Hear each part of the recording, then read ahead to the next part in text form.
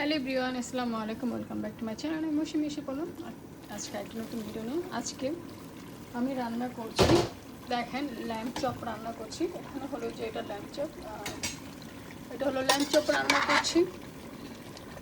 একটু আলু দিয়েছি, বাচ্চাদের জন্য একটু আলু দিয়েছি। এটা পুরোটাই ল্যাম্ব চপ আজকে রান্না হচ্ছে।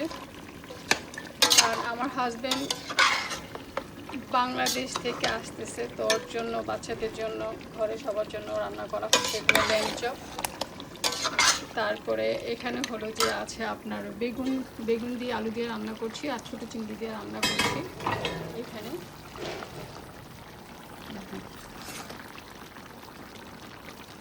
এখানে আলু দিয়েছি আর ছোটো চিংড়ি দিয়েছি। আজকে এভাবে রান্না করছি, কারণ শুটকি দিলে তো খাওয়া হবে না।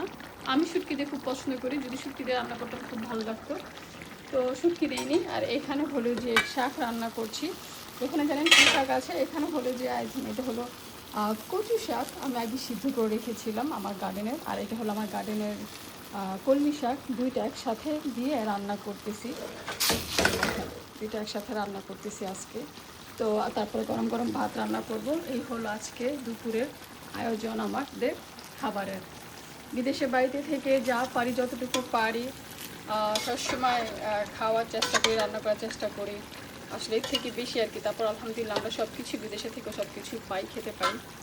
তো বিদেশে আসলে বিদেশ লাইফটা একটু ইজি না, কষ্ট। তারপর আমরা আলহামদুলিল্লাহ আমাদেরকে অনেক ভালো রাখছি। সবাই ভালো থাকবেন, সুস্থ থাকবেন। আর আমার রান্না কীরকম হচ্ছে অবশ্যই আমাকে জানাবেন।